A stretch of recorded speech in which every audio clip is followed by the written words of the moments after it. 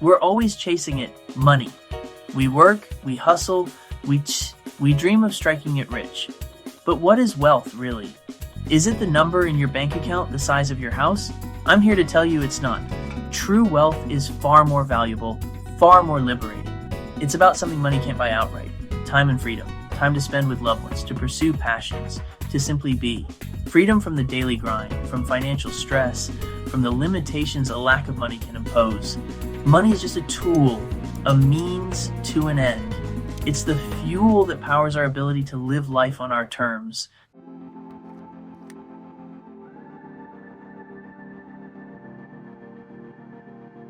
We're conditioned to believe that more money equals more happiness, more security, more freedom, but the truth is far more nuanced, far more complex. How often do we see lottery winners flush with cash end up bankrupt and miserable?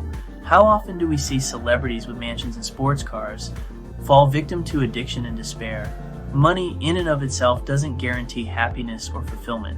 The real secret, the one they don't teach you in school, is understanding the difference between money and currency. Money is real, tangible value. It's something that holds its worth over time, something that can be traded for goods and services. Currency, on the other hand, is simply a promise. It's a piece of paper, a digital entry backed by the word of governments and central banks.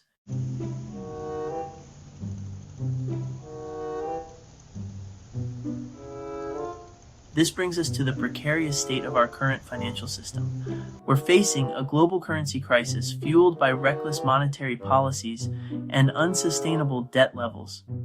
Governments have been printing money at an alarming rate, creating the illusion of prosperity while inflating asset bubbles. This can't go on forever.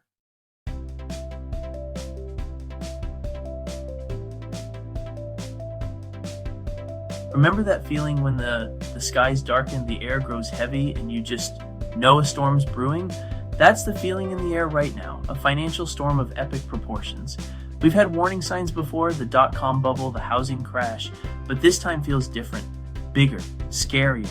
The world economy is like a giant game of Jenga, built on debt, speculation, and frankly, a whole lot of hope. One wrong move, one unforeseen event, and the whole thing could come crashing down. Central banks are like that friend who keeps pouring more booze on a bonfire thinking it'll burn brighter.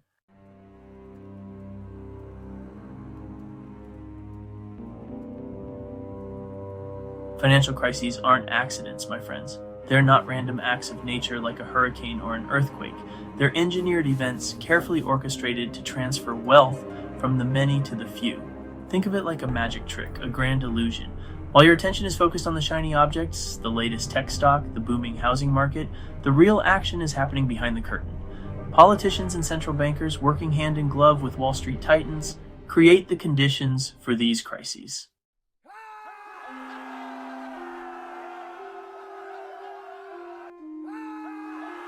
Let's go back in time for a moment, back to the Roman Empire. They had a cunning way of dealing with economic woes. They simply clipped the edges of their silver coins. Each time the empire needed a financial boost, they'd shave off a little silver, melt it down, and mint new coins. The denarius, their currency, remained seemingly unchanged, but its true value diminished with each clipping. Sound familiar? Today, it's not so different. Instead of clipping coins, governments and central banks inflate the currency. They print more money, digitally or otherwise, devaluing the existing money supply.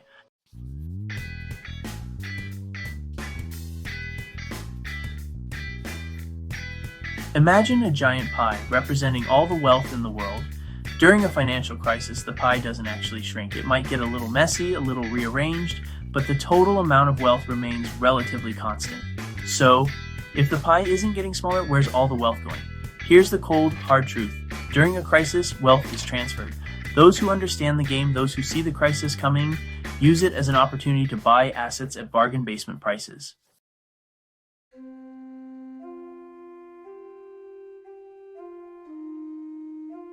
Alright, let's rip off the band-aid and talk turkey. What they don't tell you in school, in those stuffy economics textbooks, is that there's a massive difference between money and currency.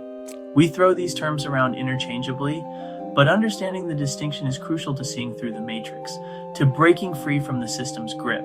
Money, real money, is like your grandma's apple pie. It's got substance, it's got value baked right in. It's something you can hold in your hand, something that represents actual goods and services. Currency, on the other hand, is like that diet soda your friend swears by. All fizz, no flavor.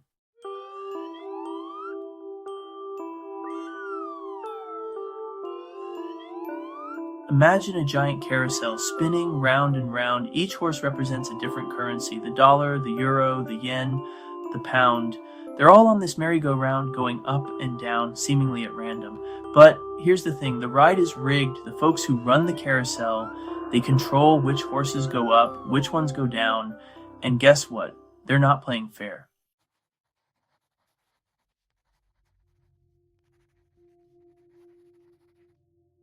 Here's the real kicker. The dirty little secret they don't want you to know. Our entire financial system is built on debt. That's right, folks. Debt. Every pound, every dollar, every euro in existence was created as a debt to a bank. It's like going to a restaurant, ordering a lavish meal, and then realizing you have to pay not just for the food, but for the plates, the table, the air you breathe. Think about it. When a bank lends you money, where does that money come from? It's not like they have vaults overflowing with gold bars.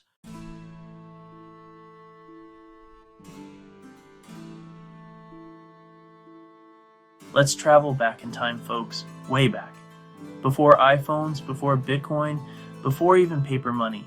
Back to a time when humans were figuring out this whole trading thing. What did they use? Seashells? Pretty beads? Nope. They used gold and silver. Why? What is it about these shiny metals that has captivated civilizations for millennia? It's simple, really.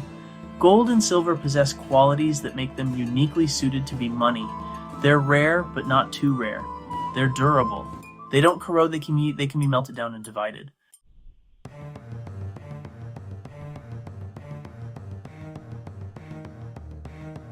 Think about the pyramids, those colossal monuments to ancient Egyptian might. What were they built with? Limestone, granite, and you guessed it, gold. The pharaohs, those savvy rulers, they understood the enduring value of gold. It wasn't just for decoration, it was a store of wealth, a symbol of power, a hedge against uncertainty. Fast forward a few millennia to the Roman Empire.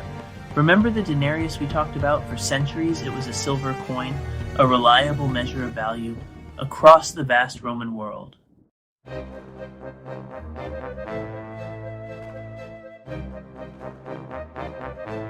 Let's hop over to the 16th century, to the heart of the Spanish Empire. The conquistadors, those intrepid explorers, they stumbled upon a treasure trove in the New World mountains of silver. Shiploads of the stuff flowed back to Spain, filling the royal coffers to overflowing. But here's the irony. All that silver, it didn't make Spain richer in the long run. In fact, it led to rampant inflation. Prices soared, the economy became distorted, and Spain, once a global superpower, found itself in decline.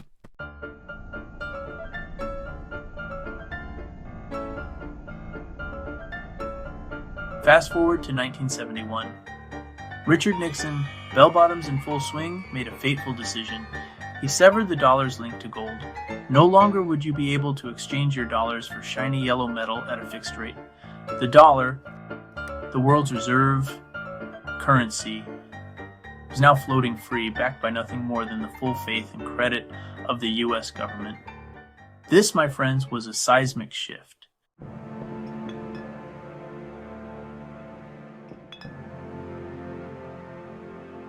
Here's the thing about gold.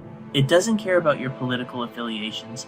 It doesn't care about the latest tweet from the Federal Reserve. It doesn't care about the stock market ticker tape. Gold is timeless, it's enduring, it's a store of value that has weathered every storm, every empire, every financial crisis for centuries.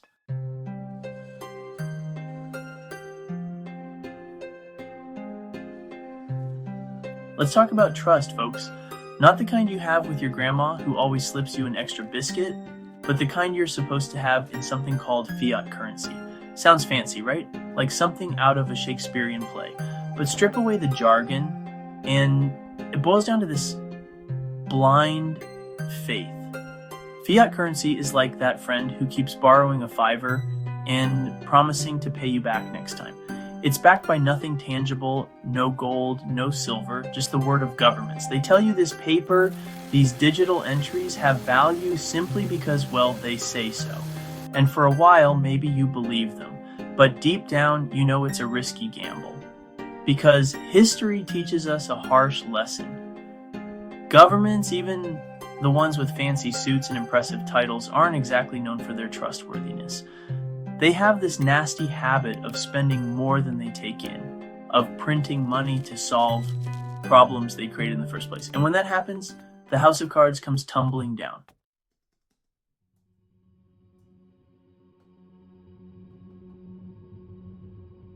Now let's meet the wizards behind the curtain, the ones pulling the levers of this fiat currency system. They're called central banks, and they're like the referees of the financial world, except in this game, the referees have a vested interest in who wins and loses. They set interest rates, control the money supply, and are supposed to keep the whole system from going haywire. But here's the problem. They operate in secrecy. Their decisions often driven by political pressure and opaque agendas. And when they make mistakes, as they inevitably do, it's the everyday people who pay the price. Think of it like trying to steer a giant ship through a storm with a blindfold on. They print trillions of dollars, euros, yen, hoping to stimulate growth, to stave off recession. But all that money printing does is inflate asset bubbles, erode purchasing power, and create the conditions for even bigger crises down the road.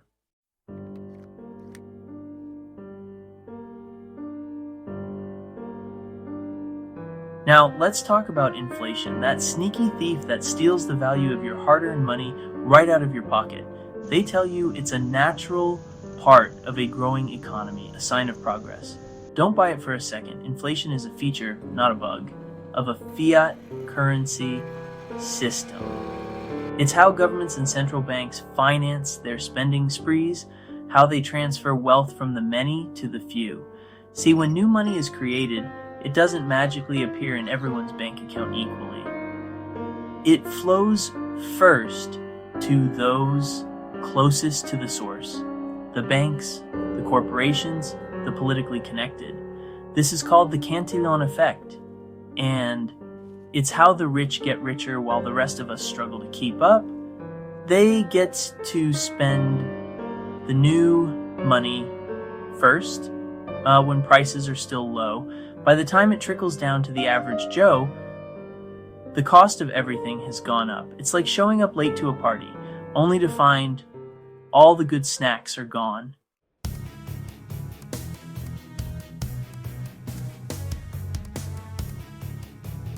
Don't just take my word for it. History is littered with the wreckage of failed fiat currencies, cautionary tales of what happens when trust in the system evaporates.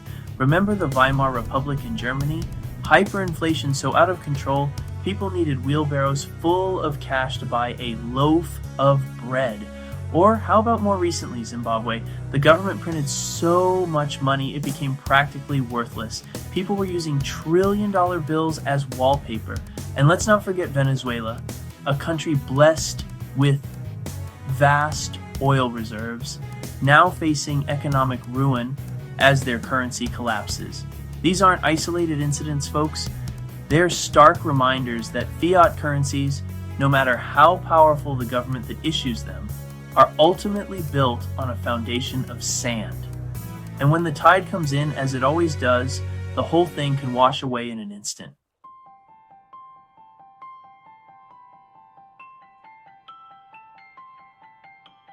Section 5. The Emperor's New Clothes. Exposing the Fiat Illusion. Remember that children's story, The Emperor's New Clothes? The one where everyone pretends the Emperor is wearing a magnificent suit even though he's actually standing there buck naked? Well, folks, fiat currency is a lot like that. We're all told this system is sound, that these pieces of paper and digital entries have value. We're told to trust the experts, the ones who claim to understand the complexities of monetary policy. But what if it's all a big charade? What if the emperor is actually naked and we're just too afraid to say so? It's time to open our eyes, folks. It's time to question the narrative. It's time to understand the true nature of money, to see through the illusion of fiat currency and reclaim our financial sovereignty.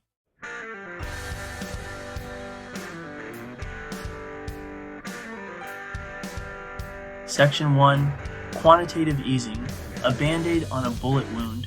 Remember that friend who throws wild parties, maxes out their credit cards, and then comes crying to you for a loan?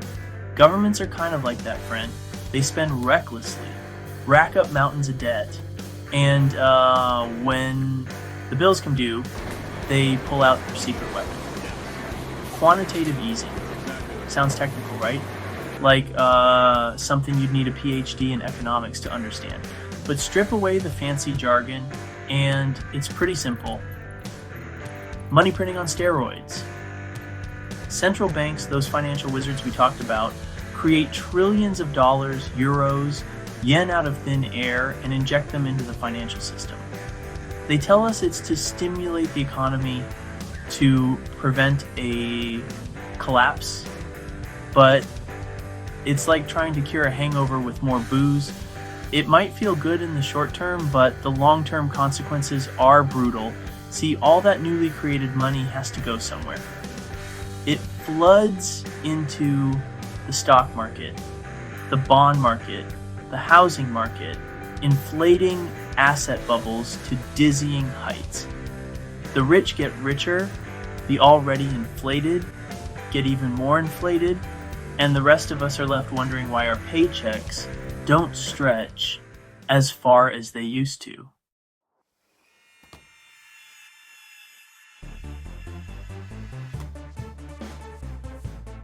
Section 2, the global currency crisis, a race to the bottom.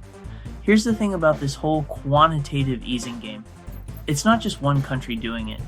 It's like a giant game of musical chairs, with every central bank in the world scrambling to devalue their currency the fastest. They call it competitive devaluation, but it's really just a race to the bottom. Think about it, if the US prints trillions of dollars, it makes the dollar weaker relative to other currencies.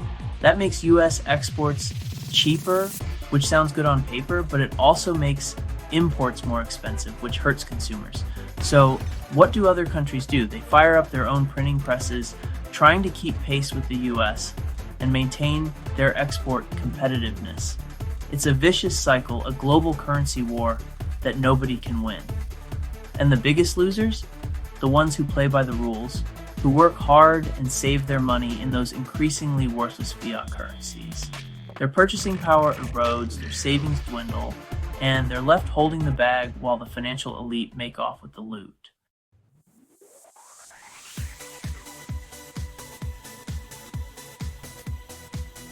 The Cantillon contagion, how inflation spreads like wildfire. Remember that game of hot potato where you try to pass the burning spud as quickly as possible before it burns your hand? Inflation is kind of like that. It starts in one place, usually with those closest to the source of the newly created money, and then spreads like wildfire through the economy. Think about it. When central banks print trillions of dollars, euros, yen, it doesn't magically appear in everyone's bank account equally. It flows first to the banks, the corporations, the politically connected. They get to spend this new money first, when prices are still relatively low. But as that money filters through the system, as it's used to buy up assets and bid up prices, it creates a ripple effect. Suddenly, the cost of everything starts to rise. Raw materials, energy, transportation, food, it all gets more expensive. Businesses are forced to raise prices to protect their margins, which eats into consumer purchasing power. And so the cycle continues with inflation spiraling upwards like a runaway train.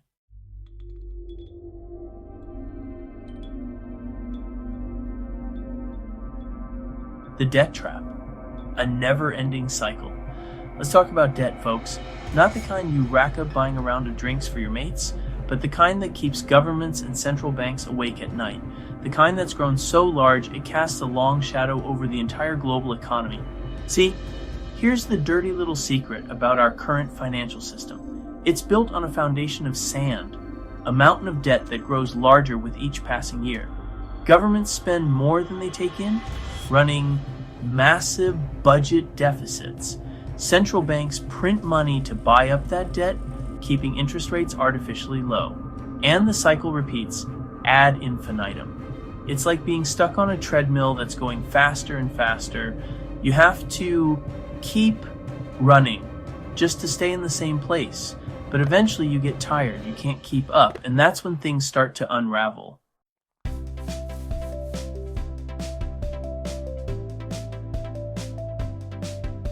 Section 2. The Everything Bubble. When asset prices detach from reality. Remember that time you saw a houseplant selling for thousands of dollars online? Or a digital cartoon ape going for millions? Welcome to the Everything Bubble, my friends, where asset prices have become completely detached from reality. See, all that money printing has to go somewhere. It can't just sit in bank vaults gathering dust.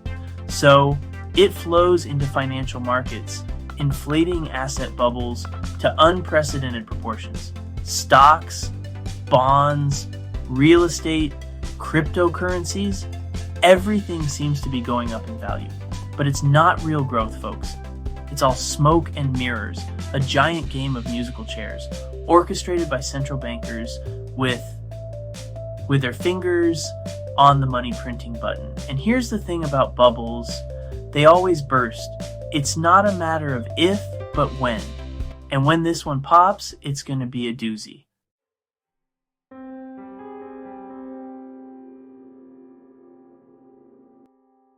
Section 3. The Great Reset. Fact or fiction? Now, let's talk about conspiracy theories. I know. They're usually best left to late-night internet forums and shadowy figures in trench coats. But there's one theory in particular that's been gaining traction lately. One that's too big to ignore. The Great Reset. The theory goes something like this. There's a shadowy cabal of global elites who are using the current economic crisis to usher in a new world order. They're going to crash the system, take control of the financial reins, and implement a system of total control with digital currencies, social credit scores, and all sorts of other dystopian delights. Now, I'm not saying I believe all that, but here's the thing. Even if in this here, it's not a coordinated conspiracy, there are powerful forces at play who stand to benefit from a major reset of the system. Central bankers, politicians, tech giants, they're all pushing for more control, more centralization, more power. And when the dust settles from this next crisis, they'll be in a prime position to reshape the world in their own image.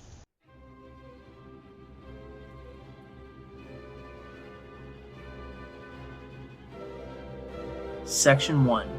Connecting the dots. A clear and present danger. We've covered a lot of ground, haven't we? From the illusion of money to the perils of fiat currency, from the enduring value of gold to the looming threat of the everything bubble. It's enough to make your head spin faster than Wall Street ticker tape. But don't check out now, folks, because here's the bottom line. We're at a crossroads. The decisions we make today, both individually and collectively, will determine the course of our financial future for generations to come. The current system, built on a foundation of debt, deception, and reckless money printing, is unsustainable. It's like a giant game of Jenga with more and more blocks being pulled out, leaving the whole structure teetering on the brink of collapse. The warning signs are all around us. Rising inflation, stagnant wages, skyrocketing asset prices, and a growing sense of unease that something's got to give. We're being sold a bill of goods, folks. Told to trust a system that's rigged against us, to believe in the empty promises of those who benefit most from our ignorance. But it doesn't have to be this way. We have a choice to make We can continue down the path of least resistance, hoping that somehow things will magically work themselves out. Or we can wake up, get informed, and take control of our own financial destiny.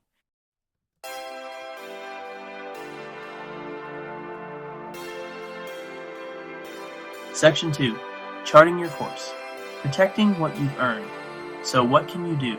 How can you protect yourself and your loved ones from the coming storm? Educate yourself. Read books, watch documentaries, follow independent analysts. Diversify your assets. Don't keep all your eggs in one basket. Explore alternative investments like gold, silver, real estate, or cryptocurrencies. Live below your means. The less debt you have, the less vulnerable you are. True wealth is freedom to live life on your own terms.